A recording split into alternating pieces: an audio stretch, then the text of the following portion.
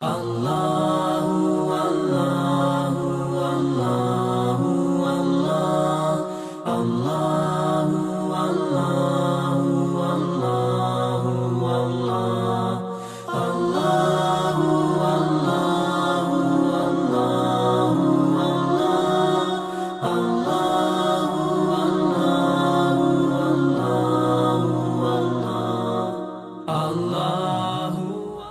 اعوذ بک من همزات الشیاطین واعوذ بک رب ان یحضرون۔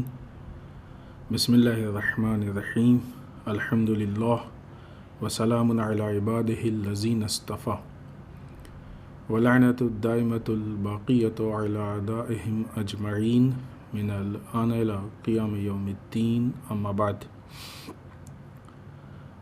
قال علی بن ابی طالب علیہم الصلاۃ والسلام: من کتم سرہ کانت الخیر من کتم سرہ کانت الخیرۃ بیدہ۔ اس جمعے کے پیغام اور پیام میں سب سے پہلے اپنے نفس اور آپ سب کو اللہ کے تقوی کی طرف دعوت دیں گے، اس لیے کہ تقوی الہی انسان کو روحانی اعتبار سے مضبوط بناتا ہے، استحکام عطا کرتا ہے۔ انسان کی قوت یا انسان کی طاقت یا تو ہم لوگ ان چیزوں میں سمجھتے ہیں کہ جو ہماری ایکسٹرنل ہیں، ہمارے باڈی سے باہر کی چیزیں، عہدہ، دولت، تعلقات، مین پاور، یقیناً یہ ساری چیزیں مددگار ثابت ہو سکتی ہیں، لیکن اصل طاقت نہیں بن سکتی۔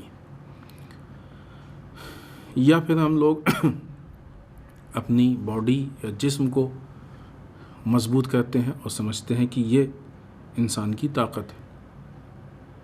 اب ٹھیک ہے، وہ بھی ایک طرح کی طاقت ہے اور مددگار بھی ثابت ہو سکتی ہے، لیکن جب تک انسان کے ارادوں میں طاقت نہ ہو، مزاج میں شجاعت نہ ہو، اس وقت وہ واقعی طاقتور، پاورفل، قوی، مستحکم، مضبوط نہیں ہو سکتا،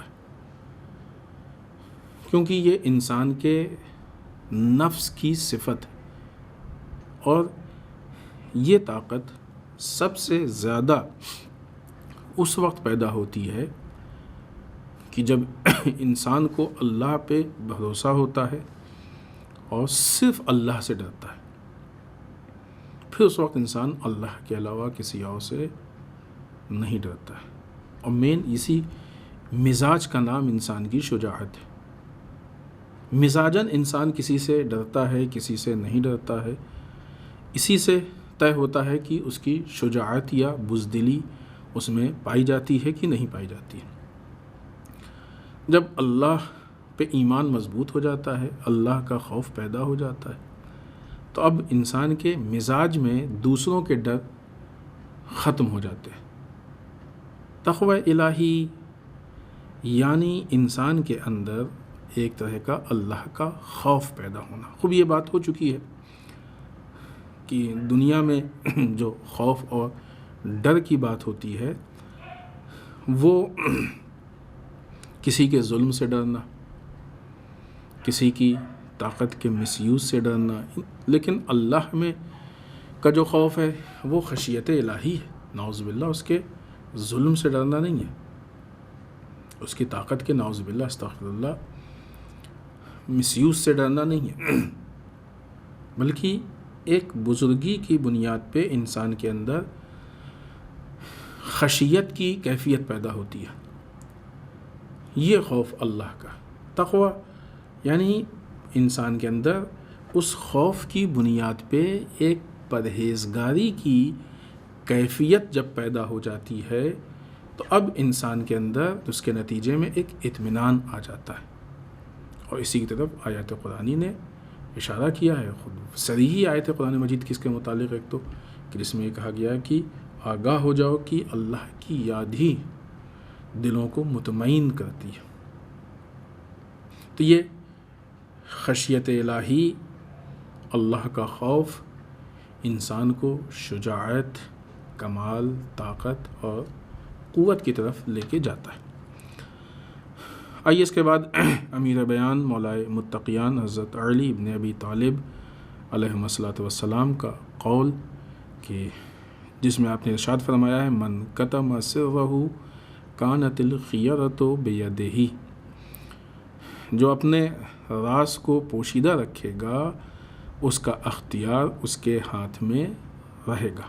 یہ اس جملے کا ترجمہ ہے، یعنی اس کا مفہوم مخالف جو دوسری طرف کا مفہوم ہے وہ یہ ہوگا کہ اس کا مطلب یہ کہ اگر کوئی اپنے راز کو پوشیدہ نہیں رکھے گا تو اس کا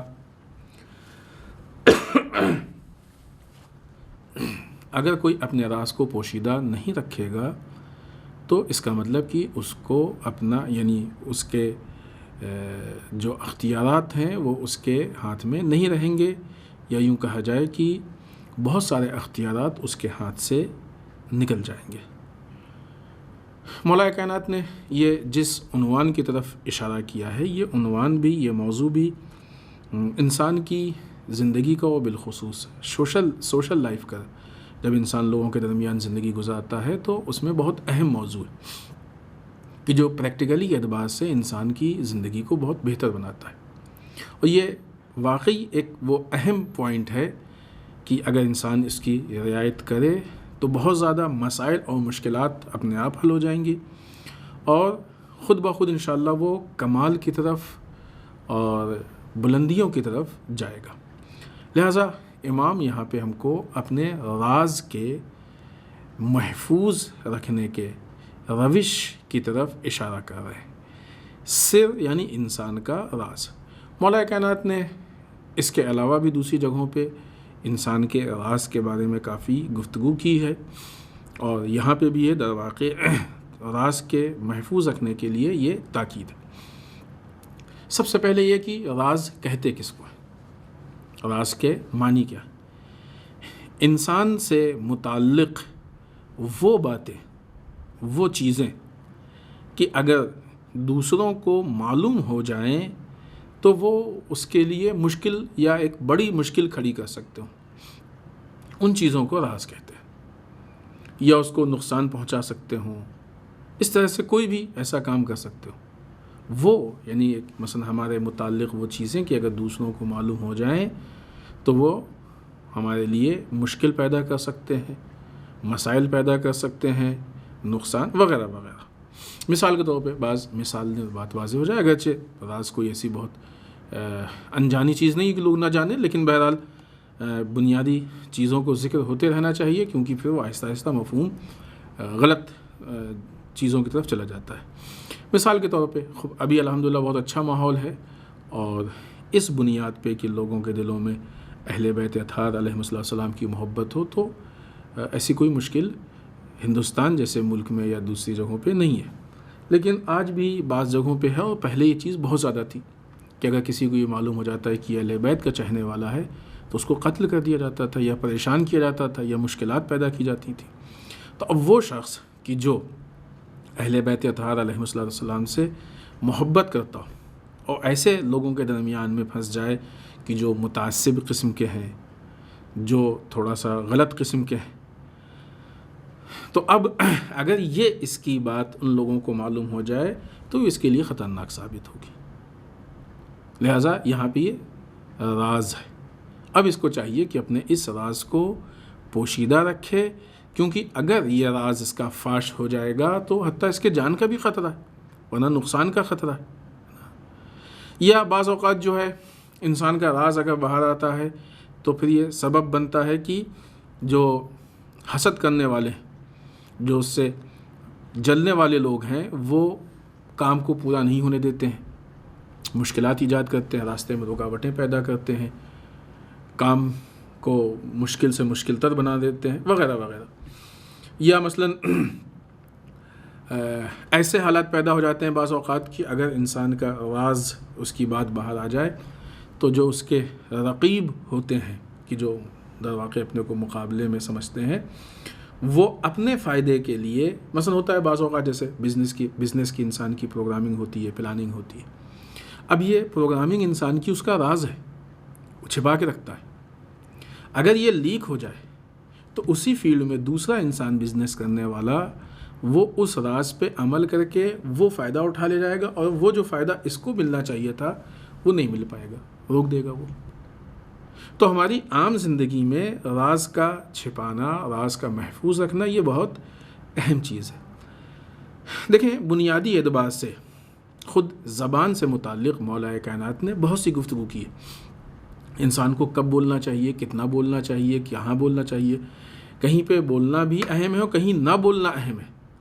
انسان اگر اپنا ایک ایسا مزاج بنا لے کہ غیر ضروری بات نہ کرے یا کسی کو نہ بتائے تو خود بخود اس کے راز پوشیدہ رہیں گے، خود بخود اس کے راز محفوظ رہیں گے، دوسروں تک نہیں پہنچیں گے. بلا وجہ انسان بیٹھ کے ہم نے تو ایسا سوچا تھا، یہ کر دیں گے، وہ. بعض لوگوں کی تو مثلا عادت ہوتی ہے کہ جو حقیقت نہیں ہوتی اس کے علاوہ بھی چھوڑتے ہیں. ہم تو یہ کر دیں گے اور وہ کر دیں گے اور وہ اکھاڑ دیں گے اور وہ پھینک دیں گے، وہ تیر مار لیں گے، اور اس طرح سے جو ہے وہ انسان بڑی بڑی باتیں کرتا ہے. تو یہ تو خیر اور بدتر ہے. اور بعض اوقات جب لوگ سمجھ بھی جاتے ہیں کہ یہ اونچی اونچی باتیں چھوڑتا ہے تو اس کی باتوں کی طرف لوگ دھیان بھی نہیں دیتے. لیکن یہ مزاج جو ہے، یہ مزاج اچھا نہیں ہے، خطرناک ہے. یہ مزاج انسان کو نقصان پہنچاتا ہے. لہٰذا اگر انسان اپنے راز کو پوشیدہ رکھے گا تو اس طرح کے بہت سارے خطروں سے محفوظ ہو جائے گا. بعض اوقات جب انسان راز دوسروں کو بتاتا ہے تو مثلا جس طریقے سے مولا کائنات نے اسی سے، یعنی اسی مفہوم سے ملتا جلتا مفہوم ہے کہ راز تمہارا اسیر ہے، اور جب تم کسی کو بتا دو گے تو اس کے اسیر ہو جاؤ گے. یہ بہت ہی عمیق بہترین مفہوم ہے کہ جو یہاں پہ مولا کائنات. تو بعض اوقات جب انسان کسی سے بتاتا ہے، مثلا ایک راز ہے اور ضرورت، البتہ بات ابھی آئے گی کہ بعض جگہوں پہ بتایا بھی جاتا ہے، جیسے ہر چیز میں استثناء ہے ویسے اس میں بھی ہے، لیکن کہاں پہ ایک خاص جہت سے بتایا جاتا ہے، ایک خاص مقصد کے تحت، تو وہ انشاءاللہ آئے گی. لیکن غیر ضروری جگہوں پہ نہیں بتائے. خوب جب انسان کسی کو بتاتا ہے، یعنی وہ جگہیں کہ جہاں پہ بلا وجہ، تو کن لوگوں کو بتاتا ہے؟ ارے وہ ہمارے بہت خاص دوست تھے، بہت عزیز ہیں، اس لیے ہم نے ان کو بتا دیا. ٹھیک ہے، وہ آپ کے عزیز ہیں، آپ نے ان کے بھی ایک آدھ دو عزیز اور بہت خاص دوست ہیں، انہوں نے ان کو بتا دیا. پھر ان کے بھی ایک آدھ دو خاص دوست ہیں، خاص عزیز لوگ ہیں، انہوں نے ان کو بتا دیا. آپ نے ایک ہی دو کو بتایا. لیکن بہت جلدی یہ فاصلوں کو طے کر کے، اور چونکہ راز عام طور سے ایک خاص بات ہوتی ہے اور انسان کے مزاج میں ہوتا ہے کہ خاص بات جو ہے وہ فاسٹ دوسروں تک جو ہے پاس کرتا ہے، پہنچاتا ہے. لہٰذا آپ نے تو ایک ہی دو کو بتایا تھا، لیکن وہ بہت کم وقت میں، بہت ہی جلدی اس نے کسی کو اس طریقے سے پورے معاشرے میں بات پھیل جاتی ہے اور ہر ایک تک پہنچ جاتی ہے، منتشر ہو جاتی ہے ہر جگہ لوگوں کو. اگر آپ دیکھیں تو نہج البلاغہ میں مولا کائنات نے امام حسن علیہ السلام کے نام پہ جو لیٹر لکھا ہے، 31 نمبر کا لیٹر ہے، اس میں راز کے چھپانے سے متعلق گفتگو کی ہے. اسی طریقے سے حکمت نمبر 6 میں، حکمت نمبر 48 میں بہت زیادہ اس طرح کی گفتگو کی. حتیٰ ایک حدیث کا مفہوم آپ کی خدمت میں پیش کرتے ہیں. صادق آل محمد امام جعفر صادق علیہ السلام نے کہا ہے کہ راز کی مثال آپ نے پیش کی ہے. امام نے کہا ہے کہ راز کی مثال خون کی طرح ہے کہ جو تمہارے رگوں میں دوڑ رہا ہے، لہٰذا چاہیے یہ کہ وہ تمہارے ہی رگوں میں دوڑے. یہ امام فرماتے ہیں. لہٰذا معاشرے میں ایک بہت اہم مسئلہ ہے کہ انسان جو ہے وہ اپنے راز کو پوشیدہ رکھے، کیونکہ اگر راز باہر آئے گا تو وہ پھر باہر آنے کے بعد ایک پوری جو ہے وہ نقصانات اور مشکلات کی فہرست لے کے آ سکتا ہے. اگر ہم تاریخ کے اعتبار سے سرور کائنات احمد مجتبی محمد مصطفیٰ رسول اللہ صلی اللہ علیہ وآلہ وسلم کی زندگی کو دیکھیں تو آپ نے بھی حتیٰ حالات جو تھے آپ کے سامنے، بہت ساری چیزوں کو راز رکھا ہے، اور آپ کی جو زندگی کا طریقہ تھا، مثلا فتح مکہ، جس وقت آپ نکلے ہیں مکے کے لیے تو آپ نے پوری یہ کوشش کی ہے کہ یہ بات وہاں تک نہ پہنچے۔ جب مکے کے پاس پہنچ گئے اور مکے والوں کو معلوم ہوا کہ اتنے سارے افراد رسول کے ساتھ آ گئے ہیں اور اتنے سارے مسلمان، تو اب وہ پھر مقابلہ نہیں کر سکے، اور نتیجہ یہ ہوا کہ فتح مکہ ہو گئی۔ لیکن اگر یہ بات پہلے سے معلوم ہو جاتی تو یہ راز تھا، یعنی بہت ساری جگہوں پہ انسان کی کامیابی ہی اسی میں پوشیدہ ہوتی ہے کہ انسان اپنے راز کو چھپا لے جائے۔ یہ بہت بڑا مسئلہ بغیر کسی خون، ہاں رسول کی جو چونکہ رحمت للعالمین ہے، ابھی خود ان چیزوں پہ ہم گفتگو نہیں کر رہے ہیں، گہرائی میں نہیں جا رہے ہیں۔ مثلا رسول کی نگاہ یہ بھی ہے کہ اگر معلوم ہو گیا تو ایک جنگ کی کیفیت پیدا ہوگی، لوگوں کا خون بہے گا، لوگ قتل کیے جائیں گے، بہت سارے مسائل۔ لہٰذا راز نے کیا کیا، انہوں نے یعنی راز کو جو محفوظ رکھا گیا اس نے کیا کیا، اتنے سارے لوگوں کی جان کو بچا لیا، محفوظ کر لیا اتنے سارے لوگوں کی جان کو۔ یا مثلا بعض اوقات جب رسول لشکر بھیجتے تھے جنگ کے لیے، تو جن لوگوں کو لشکر کا سردار اور سربراہ بناتے تھے تو کبھی کبھی اس طریقے سے کرتے تھے کہ مثلا ایک کچھ پوائنٹس ان کو لکھوا کے دے دیتے تھے اور اس کو اسٹیمپ کروا دیتے تھے، مہر یعنی سیل لگوا دیتے تھے، اور کہتے جب فلاں مقام پہ پہنچنا تب اس کو کھولنا، اس حد تک راز۔ اور پھر جب وہ وہاں پہ پہنچتا تھا، وہاں پہ کھولتا تھا، تو اس کے آگے کے لیے اس میں ہدایات لکھی ہوئی ہوتی تھیں اور اس پہ عمل۔ تو نہیں اس حد تک رسول احتیاط کرتے تھے یا اس حد تک راز کو پوشیدہ رکھتے تھے کہ خود اس کو بھی اس سے پہلے نہیں معلوم ہوتا تھا، تاکہ کسی نہ کسی طریقے سے کہیں یہ بات باہر نہ نکل جائے، لوگوں تک نہ پہنچ جائے، اور وہ جو اس کے مسالے ہیں، جو یعنی فوائد ہیں، وہ ختم یا کم نہ ہو جائیں۔ یہ ایک اور حدیث ہم خود مولا کائنات حضرت علی ابن ابی طالب علیہ الصلوۃ والسلام کی پیش کرتے ہیں۔ امام فرماتے ہیں جمع خیر الدنیا والآخرۃ فی کتمان السر و مصادقۃ الاخیار۔ امام فرماتے ہیں کہ دنیا اور آخرت کی جو بھی خیر ہیں وہ دو چیزوں میں جمع ہے، ایک راز کا پوشیدہ رکھنا اور دوسرا نیک لوگوں سے دوستی کرنا۔ دونوں اہم ہیں، البتہ یہ والا دوسرا پہلو بھی ہمارے موضوع میں نہیں ہے، لیکن انسان کی زندگی کے لیے بہت اہم ہے۔ دنیا و آخرت کی ساری خیر دو چیزوں میں ہے، راز کا پوشیدہ رکھنا اور نیک لوگوں سے دوستی کرنا۔ وَجُمِعَ الشَّرُّ فِي الْإِضَاعَةِ وَمُؤَاخَاةِ الْأَشْرَارِ، اور دنیا و آخرت کی خرابیاں یا اس کے سارے شر دو چیزوں میں ہیں، راز کا فاش کر دینا اور اشرار برے لوگوں سے دوستی کرنا۔ لہذا اگر انسان اپنے راز کی حفاظت کرتا ہے تو دنیا اور آخرت کی اچھائیاں اور خیر انشاءاللہ اس تک پہنچیں گی۔ لیکن یقیناً جس طریقے سے ہر قاعدے و قانون میں ایک استثناء ہوتا ہے، یہاں پہ بھی ایک استثناء کہتے ہیں کہ بعض موارد کو الگ کر دیا گیا، یہاں پہ بھی ہے، کیونکہ بہت سی جگہوں پہ انسان کو ضرورت ہوتی ہے، کسی سے مشورہ لینا ہے۔ ابھی راز اگر باہر نہیں آئے گا تو مشورہ کیسے لے گا انسان؟ لہذا خاص موقعوں پہ کہ جب انسان کو ضرورت ہو تو ایسی جگہوں پہ انسان جا کے مشورہ لے، وہاں پہ راز کو بیان کرے کہ مثلا البتہ اس کے لیے شرائط ہیں، اور یہ بھی ایک موضوع ہے کہ انسان کو کس سے مشورہ لینا چاہیے، اس کے شرائط کیا ہیں، عقل مند ہو، اہل علم ہو، شجاع ہو، بخیل نہ ہو، بزدل نہ ہو، بہت سارے شرائط ہیں کہ جس کی بنیاد پہ انسان کو اس سے مشورہ لینا چاہیے۔ یہاں پہ اس سے متعلق بھی ہم صادق آل محمد امام جعفر صادق علیہ السلام کی ایک حدیث پیش کرتے ہیں کہ جس میں امام نے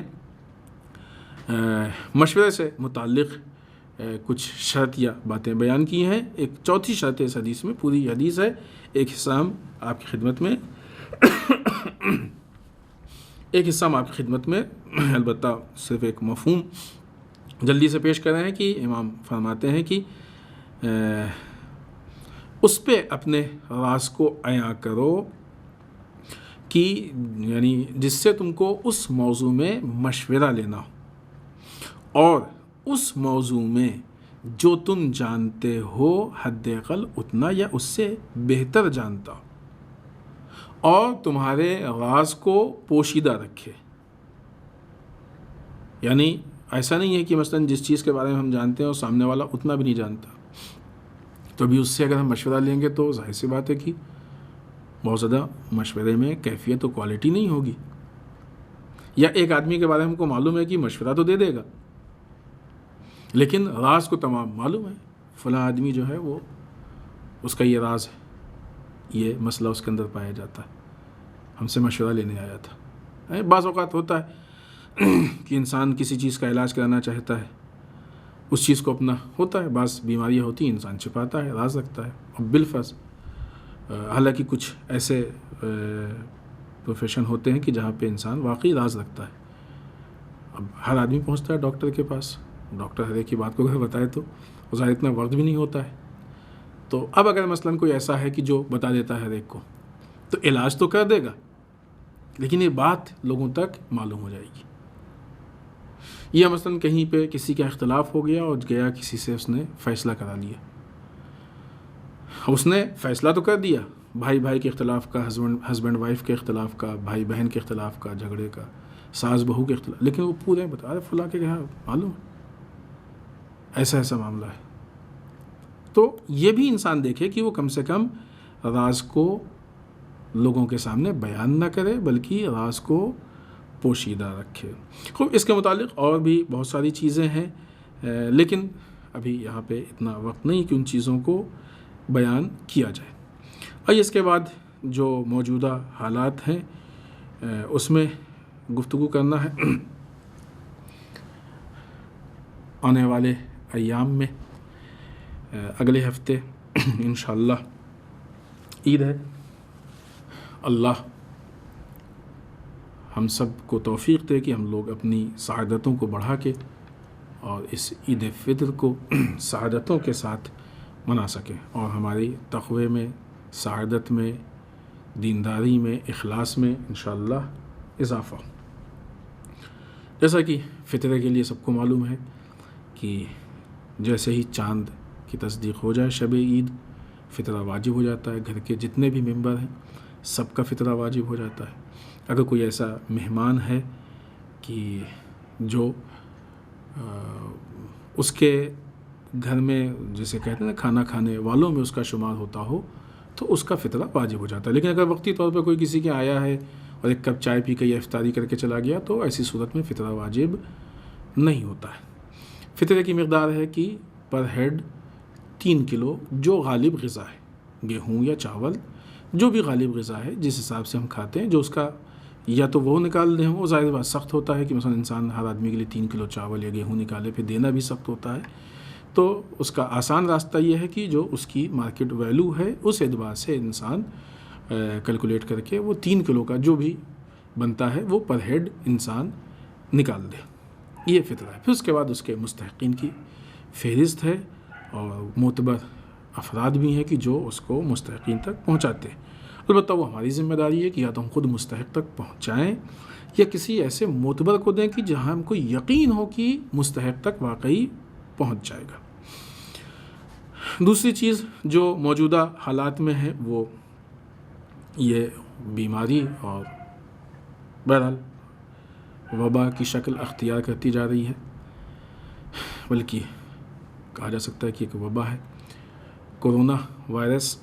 اللہ سب کی حفاظت کرے، جو لوگ بھی اس بیماری میں مبتلا ہیں اللہ ان کو جلد از جلد شفا عطا کرے، اور جو لوگ اس میں مبتلا نہیں اللہ ان کو محفوظ رکھے، اور اگر خدا نخواستہ کوئی اس بیماری کی وجہ سے ہمارے درمیان نہیں ہے تو اللہ اس کی مغفرت کرے، درجات کو بلند کرے، اور جو بھی اس کے فیملی والے ہیں، پسماندگان ہیں، ان کو اللہ صبر جمیل عطا کرے انشاءاللہ۔ کورونا میں سب سے زیادہ اہم یہ ہے کہ جب یہ وبا اس تیزی سے بڑھ رہی ہے، بیماری اس تیزی سے بڑھ رہی ہے، تو ہماری احتیاط کرنے کی ذمہ داری، احتیاطی تدابیر کی ذمہ داری بھی زیادہ ہو جاتی ہے۔ اس سے پہلے گزشتہ سال بھی جب یہ چیز ہوئی تو بارہ ہم نے آپ کی خدمت میں عرض کیا تھا کہ ہم بغیر وجہ کے گھر سے نہ نکلیں، جتنا زیادہ سے زیادہ ہو سکے ہم پبلک سے، مجمع سے، لوگوں سے دور ہیں، بہت ضروری ہو تبھی ہم گھر سے نکلیں، اور مثلا بہت فاسٹ اس کو انجام دیں، کام کو انجام دے کے آ جائیں، اور جو بھی گائیڈ لائنس ہیں حفاظت کی، ماسک ہے، سینیٹائزر ہے، سینیٹائز کرنا، ہاتھ دھونا، ہینڈ واش، یہ ساری چیزیں ہم ان کو، البتہ اس میں بھی جو ہے وہ اسٹیپ بائی اسٹیپ ہے کہ کون سی، اس میں بھی بعض کے مثلا سائیڈ ایفیکٹس ہیں، بعض کے کم ہیں، زیادہ ہیں، تو اس اعتبار سے ہم ان چیزوں پہ عمل کریں، ان چیزوں کی رعایت کریں۔ تو سب سے پہلی چیز یہ کہ زیادہ سے زیادہ ہم گھروں میں رہیں، بہت زیادہ گھر سے نکلنے کی کوشش نہ کریں، بلا وجہ نہ نکلیں۔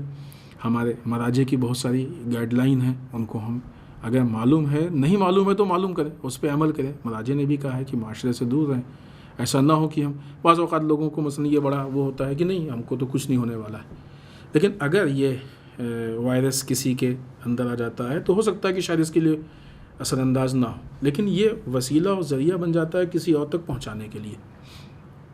تو مسئلہ صرف اتنا نہیں ہے کہ ہم کو کچھ نہیں ہوتا، خود غرضی ہے، دوسروں تک پہنچنے کا بھی ذریعہ اور وسیلہ ہم نہ بنے، ورنہ اس کی مشکلات یا خدا نخواستہ اگر موت ہوئی تو اس کے ہم ذمہ دار ہوں گے۔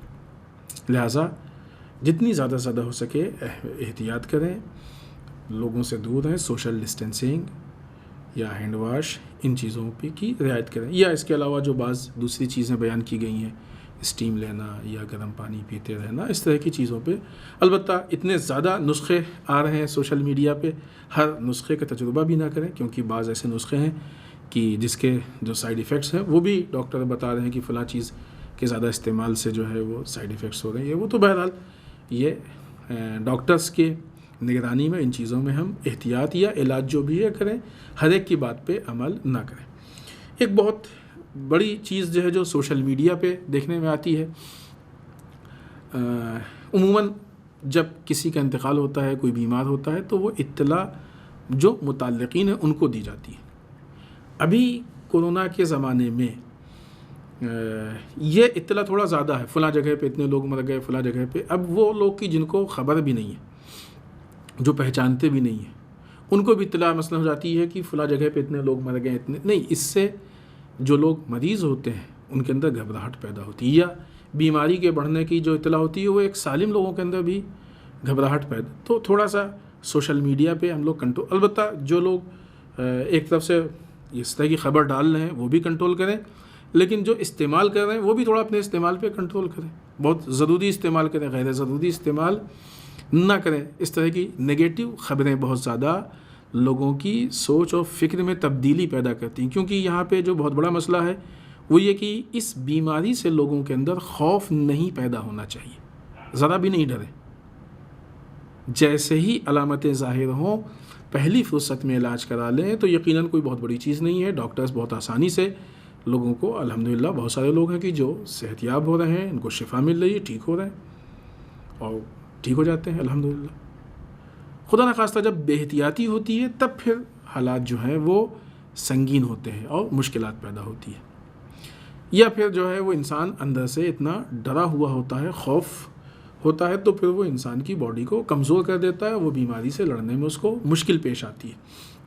لہٰذا خوف کی کیفیت، احتیاط والی جو کیفیت ہے وہ مضبوط سے مضبوط تر ہو، احتیاط زیادہ ہو۔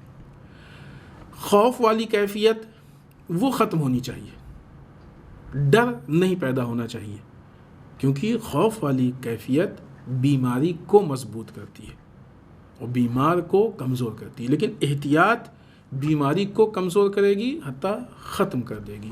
تو ہم لوگ بہرحال ان چیزوں کے اعتبار سے حالات کو دیکھیں اور جتنا بھی ہو سکے معاشرے میں، اور پھر اس میں بہت ساری دوسری چیزوں کی بھی ضرورت ہے کہ جو ایک دوسرے کی ہیلپ کریں۔ بہرحال ابھی پھر بھی ایک اچھی خاصی تعداد ہے افراد کی کہ جن کو ہماری ہیلپ کی ضرورت ہے، مالی اعتبار سے، راشن کے اعتبار سے، مشورے، بہت سی چیزوں کے اعتبار سے۔ تو یقیناً اللہ نے جن کو نعمتیں دی ہیں وہ ان نعمتوں کو راہ خدا میں خرچ کریں، تاکہ خود یہ چیز ایک وسیلہ بنے کہ اس کے عوض میں، چونکہ جب اللہ کی راہ میں انسان کوئی کام کرتا ہے اور یہ ایک طرح کا صدقہ ہوتا ہے، تو صدقہ اس کی عمر میں اضافے کے اور حادثاتی موت ان چیزوں سے بچانے کے لیے باعث بنتا ہے اس کے، تو حد اقل وہ اس چیز سے اپنے لیے ایک بہتر حالات پیدا کر سکتے ہیں اور فلاح و بہبود کو حاصل کر سکتے ہیں. یا جن افراد کے پاس مال یا یہ چیزیں نہیں ہیں، وہ اپنی کوششوں سے اور کاوشوں سے دوسروں کی مدد کر کے اللہ سے اس طرح سے بہت سارے اجر کو حاصل کر سکتے ہیں، اور اس وقت ان چیزوں کی سخت ضرورت ہے. اگلی چیز کہ جو اس ہفتے اور اہم ترین چیز ہے کہ اس ہفتے کی مناسبت ہے وہ قدس. آپ کو معلوم ہے کہ ماہ مبارک رمضان کا آخری جمعہ جس کے لیے رہبر کبیر امام خمینی رحمۃ اللہ تعالی علیہ، جنہوں نے اعلان کیا تھا کہ ماہ مبارک رمضان کے آخری جمعے میں ہم لوگ دنیا کے سارے مذہب بالخصوص فلسطین کی حمایت کے لیے اور اسرائیل کے خلاف آواز اٹھائیں گے. الحمدللہ امام خمینی کی آواز پوری دنیا میں پھیلی، اور ہر سال پوری دنیا سے کثیر تعداد میں لوگ اس ظلم کے خلاف آواز اٹھاتے ہیں. 2 سال سے اس وبا کے باوجود یہ آواز کم نہیں ہو پائی الحمدللہ. اور آن لائن تقاریر، اسپیچ، ان ساری چیزوں کے ذریعے سے یا جو اینالائز ہیں ان کے ذریعے سے جو اسرائیل کی پلاننگ ہے، جو اسرائیل کے حالات ہیں، ان پہ روشنی ڈال کے لوگوں کے سامنے یہ چیزیں، بلکہ ایک دوسرا پہلو بھی اب سامنے آ گیا کہ چونکہ پہلے پروٹیسٹ میں باہر نکلتے تھے اور ایک نعرے والی کیفیت ہوتی تھی، اگرچہ اس میں بھی اسپیچ ہوتی تھی اور باتیں پیش کی جاتی تھیں کہ سازشیں کیا ہیں اور کس طریقے سے یہ سازشیں ہمارے لیے نقصان دہ ہو سکتی ہیں، لیکن ابھی وہ موقع زیادہ ہو گیا ہے. اور مثلاً جو ویبینار ہو رہے ہیں، آن لائن اسپیچ اور لیکچرز آ رہے ہیں جس میں ایک طولانی گفتگو ہوتی ہے، اور تقریر کرنے والوں کو موقع ملتا ہے کہ مثلاً وہ اپنی بات کو جو 10 منٹ میں کہتے تھے وہ آدھے گھنٹے میں، پون گھنٹے میں، 1 گھنٹے میں انالائز کے ساتھ لوگوں کے سامنے رکھیں، تو لوگوں میں مزید بیداری پیدا ہو رہی ہے کہ بہرحال ایک دوسرے طرح کا فائدہ ہے. اگرچہ وہ جو ہمارا پروٹیسٹ کا انداز تھا وہ بھی ہم نہیں کر پا رہے ہیں اور ان چیزوں سے محروم ہیں، لیکن یہ ایک دوسرا ہے فائدہ کہ جس سے ہم لوگوں کو زیادہ مثلاً ان چیزوں سے آگاہ کرنے کی کوشش ہم سے مطلب ہماری قوم اس کام کو انجام دے رہی ہے، اور یقیناً لوگ کثرت سے بیدار ہو رہے ہیں اور ان چیزوں سے آگاہ ہو رہے ہیں. آج پوری دنیا میں کورونا کی وجہ سے لوگ مر رہے ہیں، بہت پریشان ہیں، پوری دنیا غمگین ہے. مثلا ابھی ہندوستان کے حالات بہت زیادہ خراب ہیں، پوری دنیا سے لوگ جو ہیں وہ ہمدردی کا اظہار کر رہے ہیں. آکسیجن کی پرابلم ہوئی تو ہر آدمی آکسیجن بھیجنے کی کوشش کر رہا ہے. سب کچھ دیکھنا ایک انسانیت، ہمدردی، یہ چیزیں سامنے آ رہی، لیکن پھر بھی یہ نارمل حالات ہیں. ایک وبا ہے، آئی ہے، انشاءاللہ چلی جائے گی، لیکن ان فلسطینیوں سے پوچھئے کہ جو 70 سال سے زیادہ ہو گئے ہیں تڑپتے ہوئے جنازے دیکھ رہے ہیں. دنیا والے کیا ان کے دلوں میں ان فلسطینیوں کے لیے کوئی ہمدردی نہیں ہے؟ کیا ان کو انسان نہیں سمجھا جاتا ہے؟ یا ان کی جان کی کوئی قیمت اور ویلیو نہیں ہے جن کو ان کے گھروں سے باہر نکال دیا گیا؟ کبھی بھی کہیں بھی بلاسٹ ہو جاتا ہے، کبھی بھی کہیں بھی گولی چلا دی جاتی ہے، باپ کے سامنے اولاد قتل ہو جاتی ہے، اولاد کے سامنے باپ مر جاتا ہے، بھائی بہن کے سامنے، کبھی بھائی بہن کے سامنے اور کبھی بہن بھائی کے سامنے ان کے اوپر گولی لگ جاتی ہے اور مر جاتے ہیں. نہ جانے کتنے لوگ گرفتار ہو جاتے ہیں، غائب ہو جاتے ہیں، معلوم ہی نہیں ہوتا ہے. ایک بڑی تعداد میں بچوں کو اریسٹ کر لیا گیا ہے، معلوم ہی نہیں کہاں ہیں، قید ہیں. حتیٰ یہاں تک سننے میں آیا ہے کہ بچوں کے پارٹس نکال کے جو ہے وہ دوسروں کو دیے جا رہے ہیں اور سپلائی کی اس طرح کی. بچوں کے دلوں میں خوف بیٹھا ہوا، رات میں سوتے سوتے جاگ جاتے ہیں، چونک جاتے ہیں. ہم یہ نہیں کہہ رہے ہیں کہ یہ وبا کم ہے، یہاں پہ ہمدردی نہیں ہونی چاہیے، ہیلپ نہیں ہونی چاہیے، جتنی زیادہ ہو سکے ہو، لیکن اس کا مطلب یہ نہیں ہے کہ دوسروں کے ساتھ ہمدردی نہ ہو. 70 سال سے زیادہ ہو گیا، 72-73 سال ہو گئے ہیں کہ وہ لوگ اس مصیبت سے گزر رہے ہیں. اور آپ دیکھیں تو پوری دنیا خاموش ہے. ہیومن رائٹس والے، یہ حقوق انسانی والے کہاں ہیں؟ ان کو انسانی حقوق نہیں نظر آتے ہیں وہاں پہ. کیوں؟ اس لیے کہ اسرائیل اگر حق کو پائمال کرے تو پھر حقوق انسانی نہیں ہوتا ہے. امریکہ اگر حق کو پائمال کرے تو حقوق انسانی نہیں ہوتا ہے. آیا ایسا کوئی قانون ہے؟ لوگوں کی ہمدردیاں کہاں چلی گئی؟ یعنی اگر اسرائیل کسی کے ساتھ ظلم کرے تو وہاں پہ ہمدردی کی ضرورت نہیں ہے. امریکہ کسی کے ساتھ ظلم کرے تو وہاں پہ ہمدردی کی ضرورت نہیں ہے. جو دل چاہے وہ کر لے. یہ کون سی تنگ نظری ہے، دو نظری؟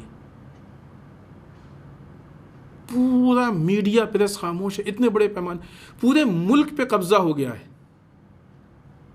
کہیں ایک آدھ مکان پہ، ایک آدھ جگہ پہ قبضہ ہوتا ہے تو واہ ویلا مچتا ہے. پورے ملک پہ قبضہ ہو گیا ہے. میڈیا کو کچھ معلوم ہی نہیں، خاموش ہے. کوئی ان کو اثر ہی نہیں پڑ رہا ہے.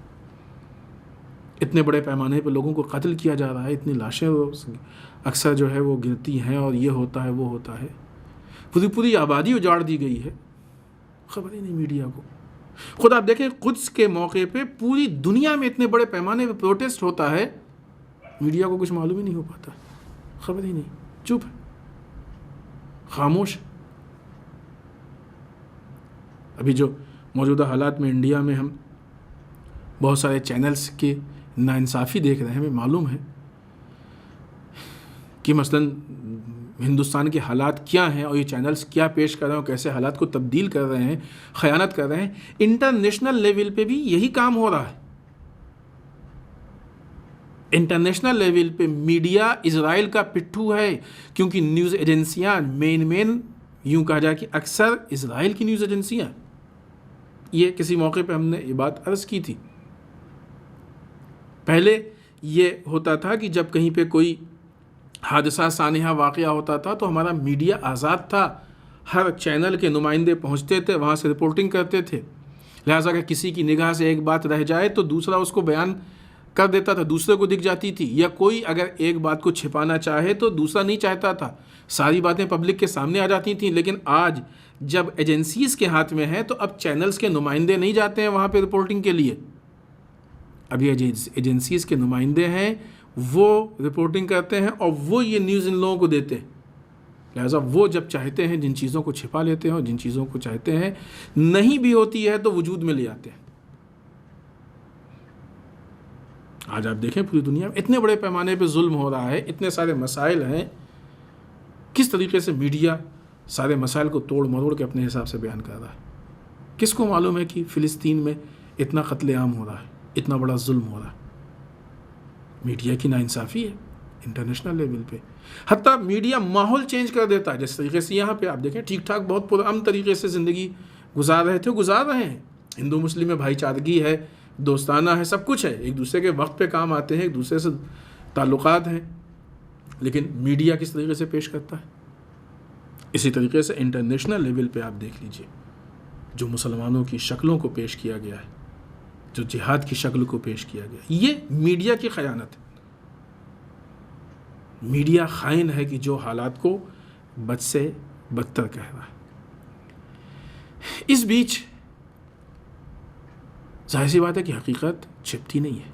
اسرائیل کے مظالم کھل کے سامنے آ رہے ہیں، امریکہ کے مظالم بھی آ رہے ہیں، اسرائیل کے مظالم بھی کھل کے سامنے آ رہے ہیں. قاسم سلیمانی کی شہادت نے امریکہ کے چہرے سے بہت سارے نقاب کو انٹرنیشنل لیول پہ ہٹا دیا، اور اسی طریقے سے ایران کے اس مشہور سائنٹسٹ کی شہادت نے اسرائیل کے چہرے سے بہت ساری چیزوں کو ہٹا دیا.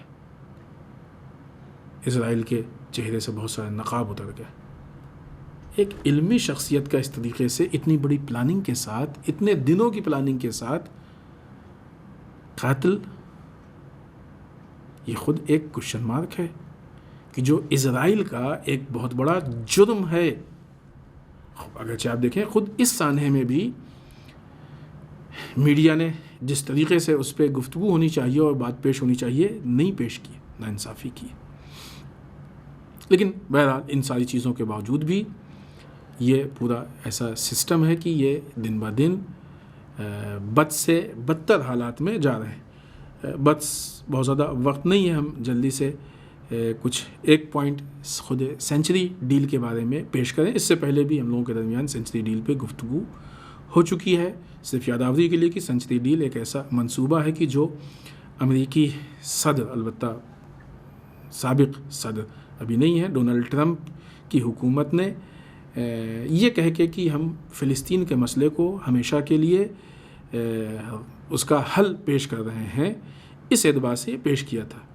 لہٰذا 16 دسمبر 2017 میں بیت المقدس کو اسرائیل کا سینٹر یا پائیتخت بنا دیا گیا تھا۔ اس پہ پوری دنیا سے مخالفت بھی ہوئی تھی اس اقدام پہ، لیکن ان لوگوں نے اس کا بہت زیادہ اثر نہیں لیا، اور 14 مئی 2018 کو تقریباً ایک سال کے بعد امریکہ نے اپنا سفارت خانہ، اپنا جو وہاں پہ کونسلیٹ ہے، وہ باقاعدہ رسمی طور پہ باضابطہ طریقے سے بیت المقدس میں منتقل کر دیا، اور بہت سارے دوسرے اس طرح کے اقدامات کیے، پالیسی کی کہ مثلا جو اپنا لے جائے گا اس کو بجٹ دیں گے۔ ایک پوری تفصیل ہے کہ جس کو دوسرے موقع پہ ہم نے پیش بھی کیا ہے۔ ان چیزوں کو عملی جامہ پہنانے کے لیے جو یہ ساری پالیسی ہیں، اس میں سے خود عرب ممالک کی خاموشی ایک بہت بڑا مسئلہ ہے۔ یہ ان ممالک کی بے غیرتی ہے، نہ یہ کہ خاموشی ہے۔ آپ دیکھیں گزرے ہوئے وقت میں بہت سارے عرب ممالک آہستہ آہستہ ان کا فلسطین کی طرف، ان کا اسرائیل کی طرف رجحان دکھ رہا۔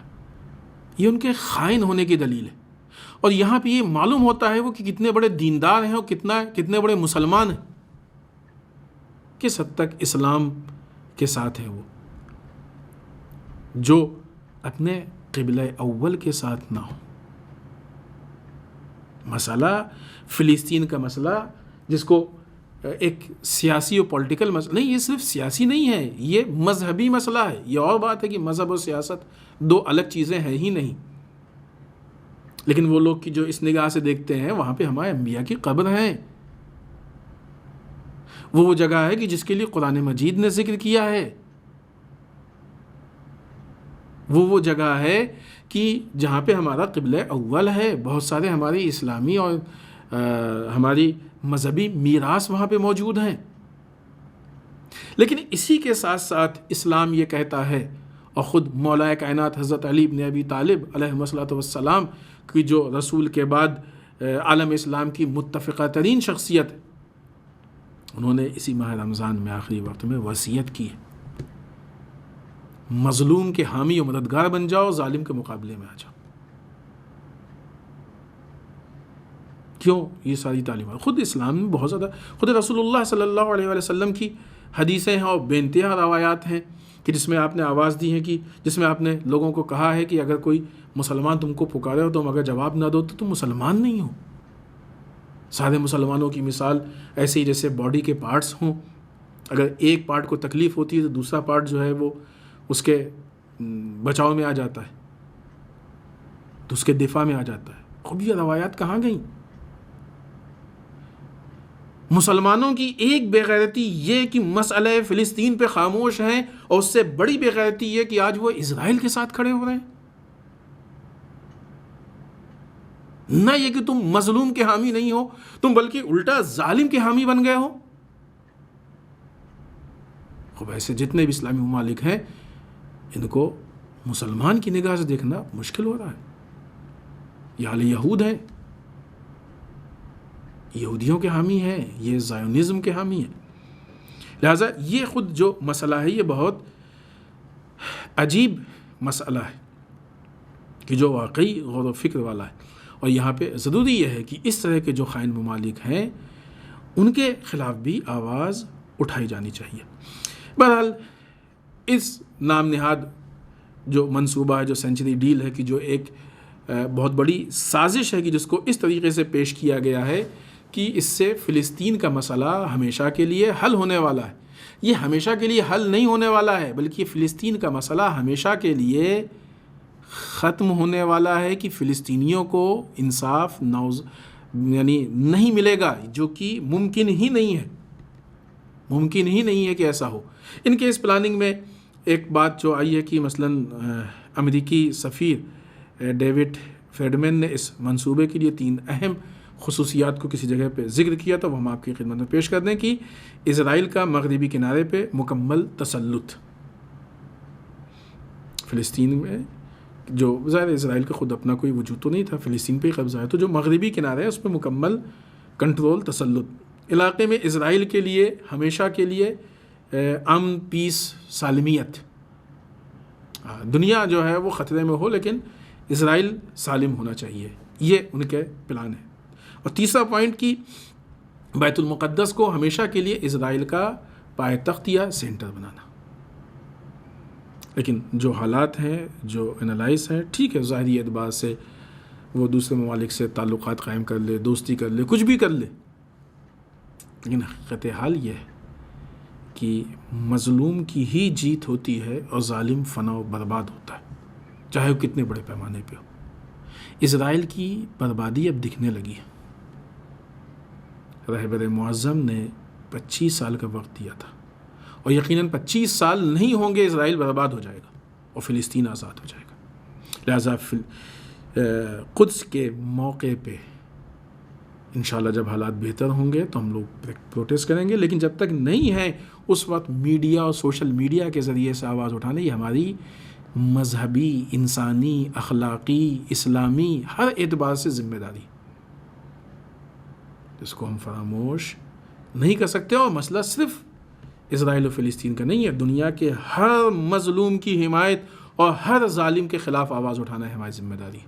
لہٰذا ہم یمن جیسے مظلوم کو نہیں بھول سکتے، ہم نائجیریا کے مظلومین بالخصوص شیخ زرزکی کو نہیں بھول سکتے، بحرین کے مظلوم عوام کی جو قید خانوں میں قید کر دی گئی ہے ان کو نہیں بھول سکتے.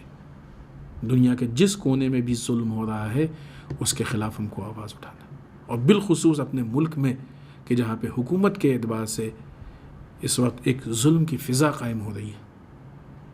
ہم جو حکومت نے کشمیر میں ایک غلط رویہ اپنایا ہے اور غلط طریقے سے کشمیر میں بہت ساری اپنی پالیسی کو لے جانا چاہ رہے ہیں، یا غلط انداز میں یا قوانین سے کھلواڑ کیا جا رہا ہے اور وہاں پہ عوام پہ ظلم ہو رہا ہے، ہم اس کے خلاف بھی آواز اٹھائیں گے، ہم اس کے خلاف بھی بولیں گے.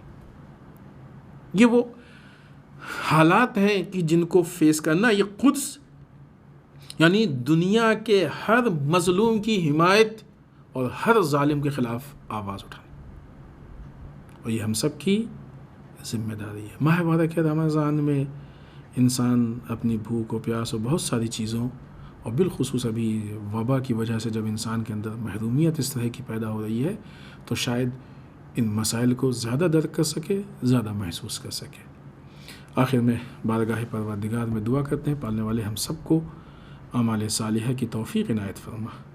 بار الہ اعمال قبیحہ سے محفوظ رکھ، پالنے والے ہمارے گناہوں کو بخش دے، بار الہ ہمارے مرحومین کو بخش دے، پالنے والے اسلام و مسلمین کی حفاظت فرما، بار الہ دشمنان اسلام کو نیست و نابود کر دے، پالنے والے ہمارے علماء کا سایہ ہمارے سروں پہ باقی رکھ، بار الہ رہبر و مراجع کو طول عمر عنایت فرما، بار الہ ہمارے امام کے ظہور میں تعجیل فرما، ہمیں ان کے اعوان و انصار میں شریک ہونے کی توفیق عنایت فرما. ربنا تقبل منا انك انت السميع العليم. اللهم صل على محمد وآل محمد وعجل فرجهم.